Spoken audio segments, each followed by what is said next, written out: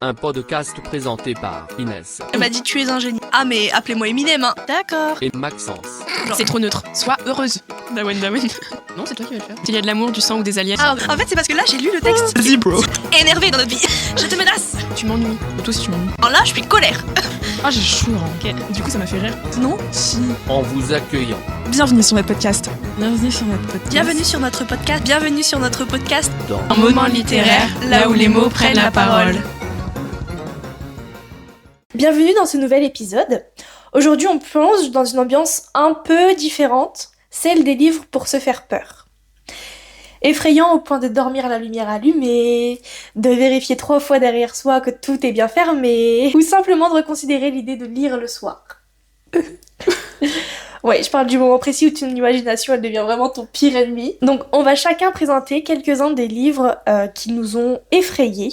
Certains qui parlent de maisons hantées, de crimes, d'expériences paranormales.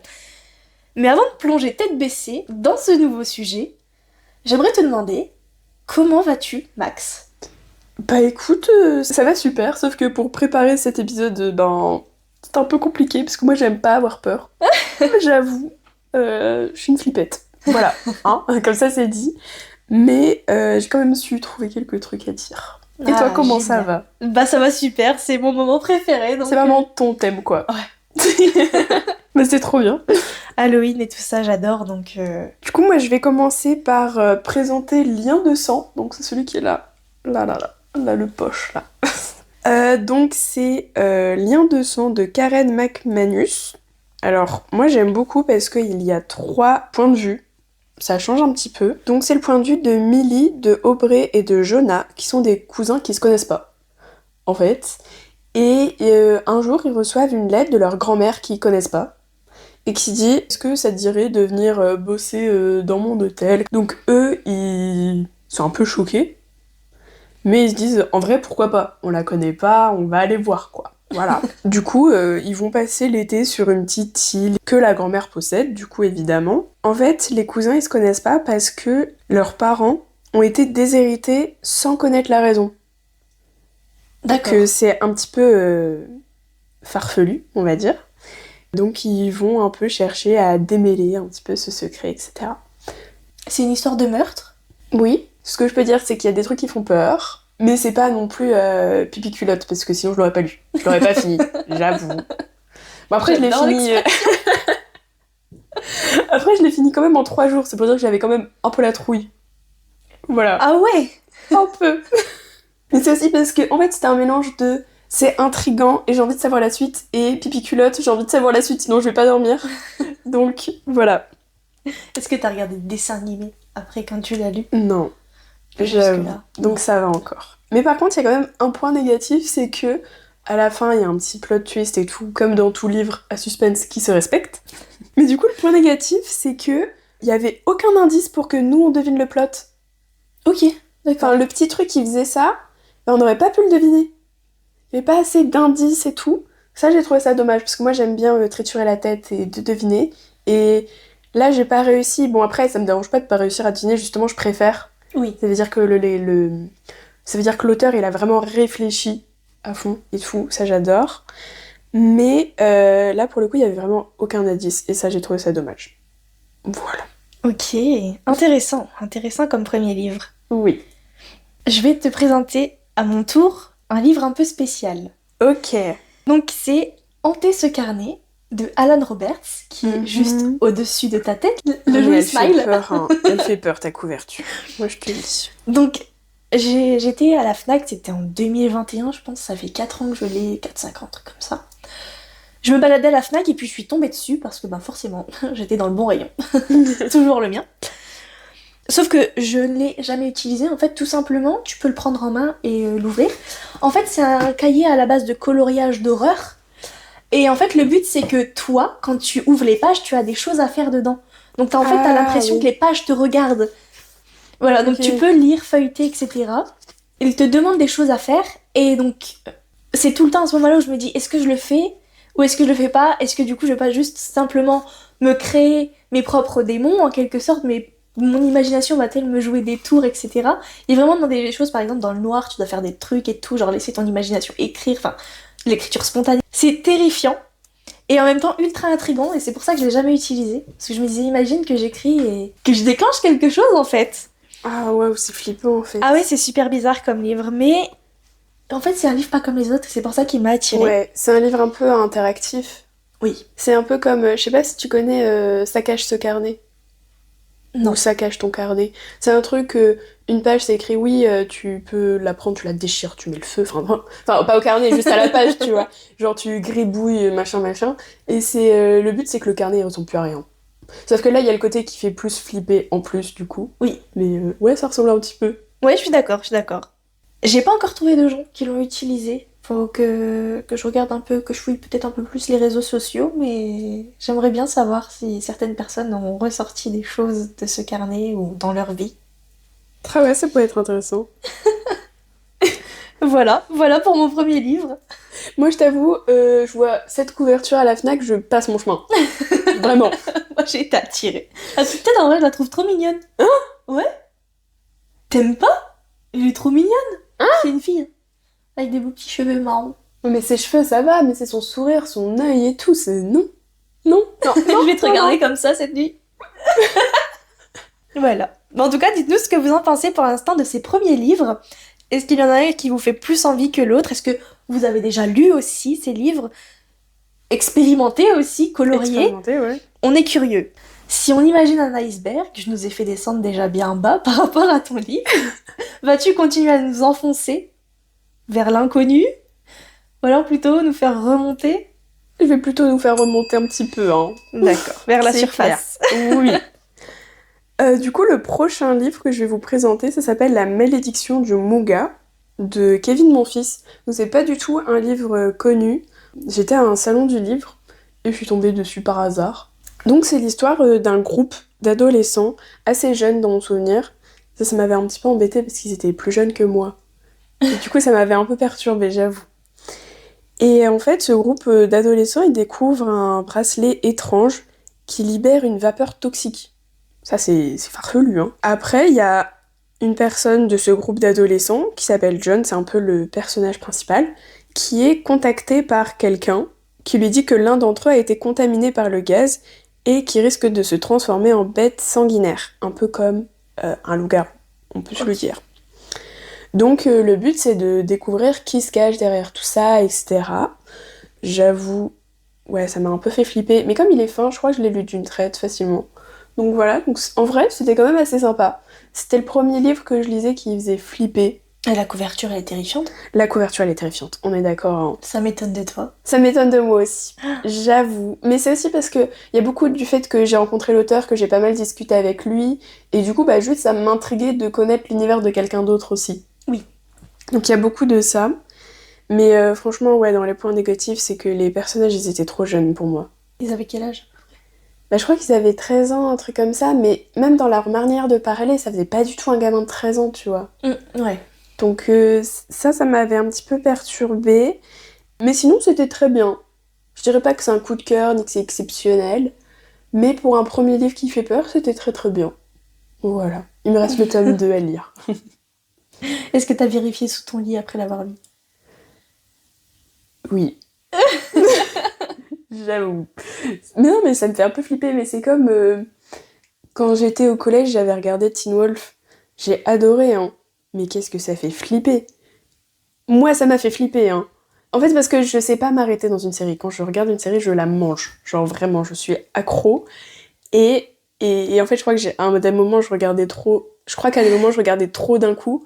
Et du coup, bah, j'étais flippette, hein. Voilà. J'adore. C'est trop drôle.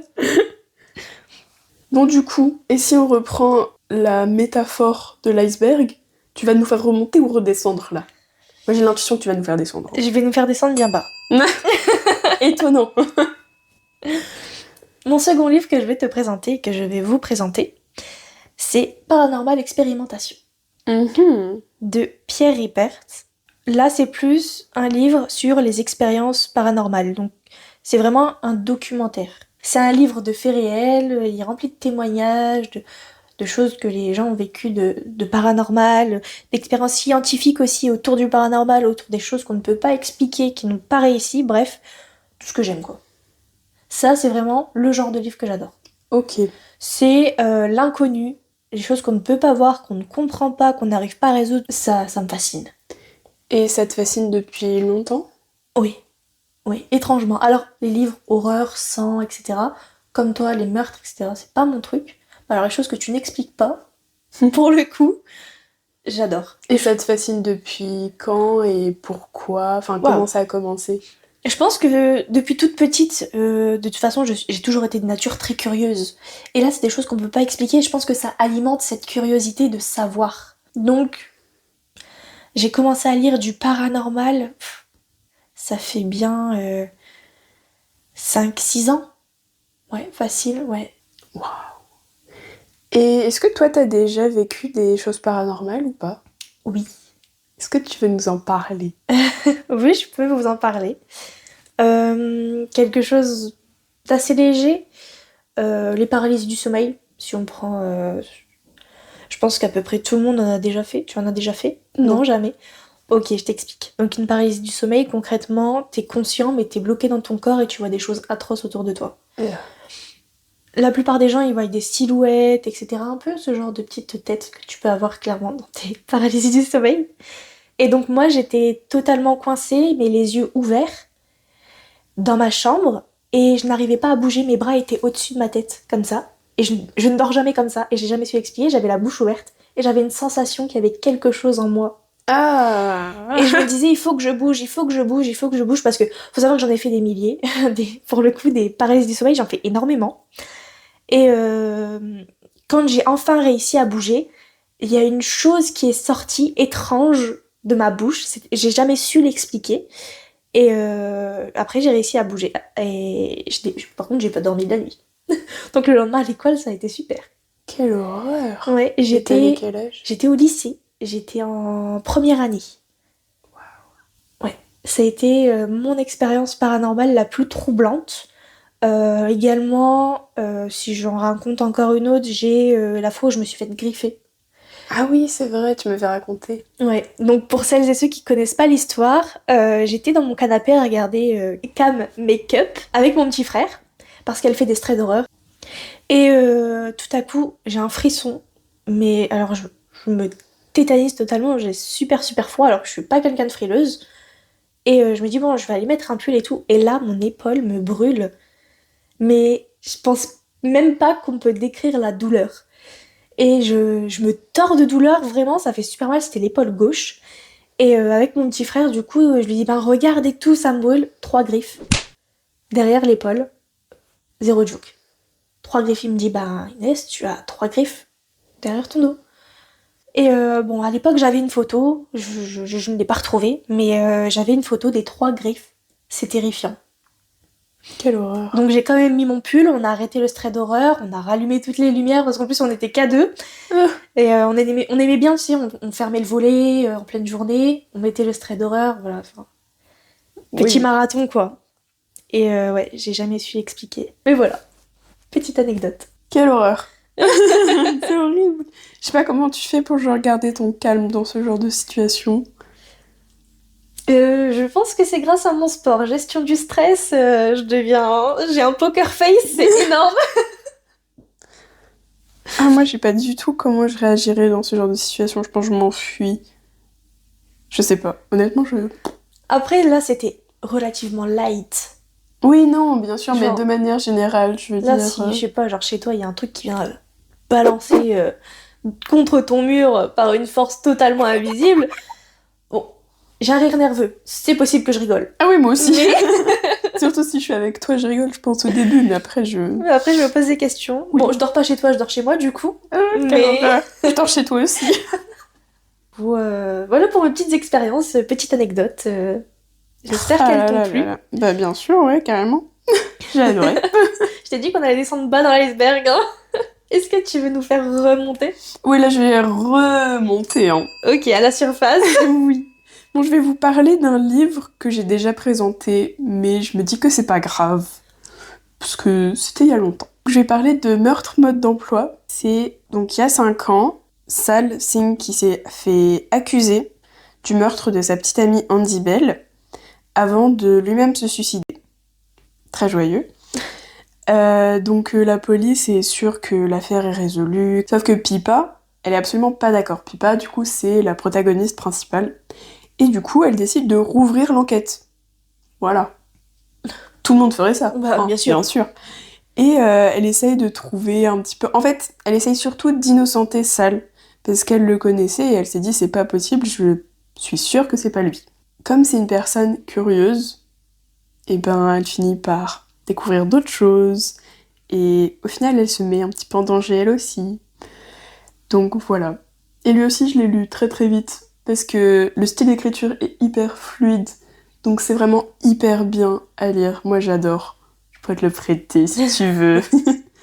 Donc voilà, moi c'est pas vraiment des trucs qui font flipper, mais c'est plus des trucs à suspense, c'est plus mon truc. Voilà. Ça rentre quand même dedans, c'est un meurtre. Mais bien sûr, c'est un petit meurtre. Voilà. Et du coup, c'est une trilogie, mais il y a aussi un petit spin-off, je crois que ça s'appelle comme ça. C'est quand Pippa elle était plus jeune. Donc voilà, ça a l'air très sympathique aussi. Ouais, pas mal. Voilà. Et j'adore parce que les personnages ils sont vraiment hyper attachants. Moi, j'adore ça. Est-ce qu'il y a eu un moment où, quand tu as lu le livre, tu t'es dit non, là c'est bon, là j'ai ma dose de meurtre ou de suspense pour aujourd'hui? Oui, il y a des moments où je me disais ça, et du coup je refermais mon livre pour faire autre chose. Et en fait, j'y pensais tellement. J'étais en mode, mais je suis sûre que c'est elle qui a fait le coup, avec ça, avec machin. Et je me disais, non, mais c'est pas possible, j'ai envie de savoir la suite. Et du coup, je le rouvrais parce que je voulais savoir la suite. Inspecteur Max. Ah non, mais je te jure. Et au final, je crois que j'avais eu tort dans ma théorie, mais je préfère avoir tort, j'aime trop.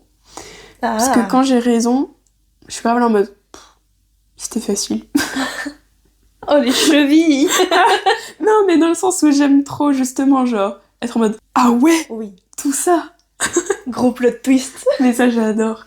Et du coup, d'ailleurs, j'ai préféré le tome 2 au tome 1. Ça m'arrive vraiment pas souvent. Petit point positif. J'ai pas encore lu le tome 3. Mais Ça va venir. ça ne serait tardé. Eh bien, je te remercie pour cette présentation. Avec plaisir. On se doute que je nous retire vers le bas. Ouais. Mais là, tu vas aimer, parce que là, on va vraiment voir mon côté enfant curieux. Vas-y, je t'écoute. Donc, mon troisième et dernier livre que je présente vient de Christophe Del, et c'est Occulte.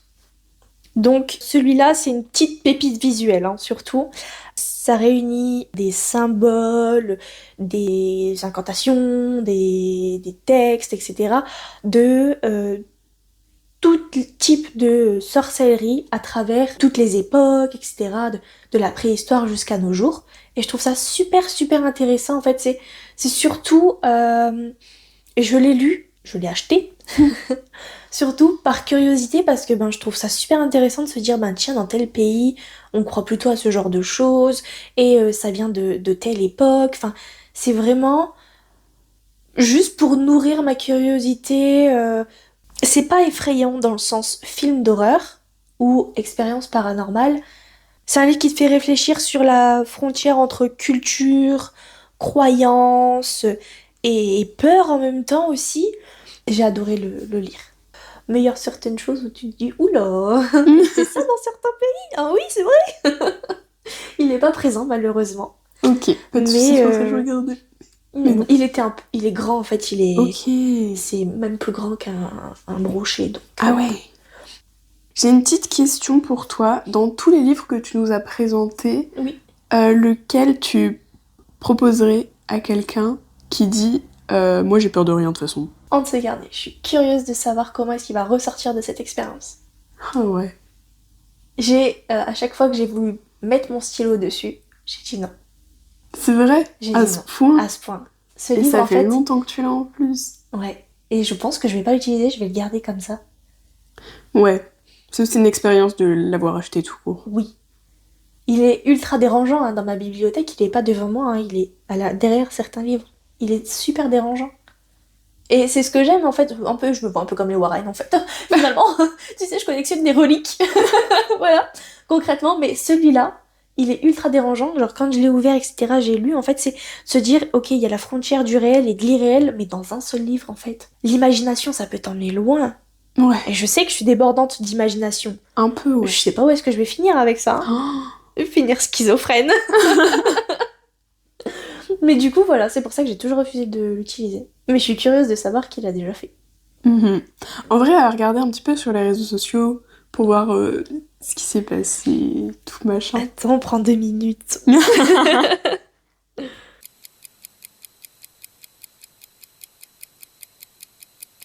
Petit fun fact, je viens de regarder sur TikTok et personne ne parle de ce carnet.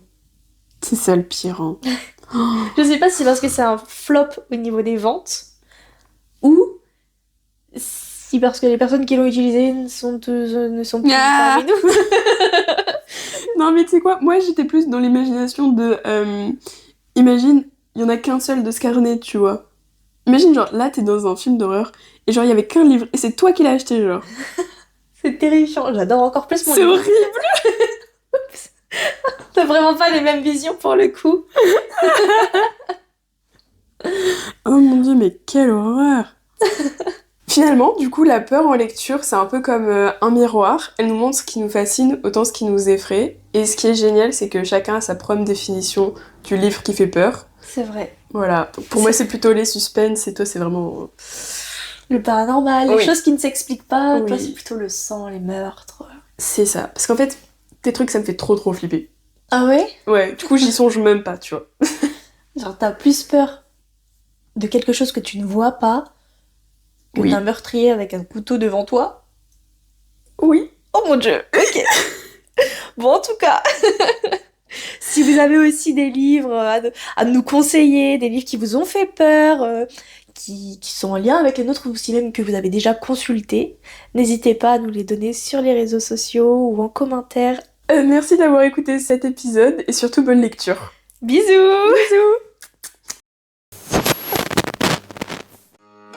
En espérant que vous avez profité de cet épisode. Nous vous faisons des bisous et à bientôt sur Un moment littéraire, là où les mots prennent la parole.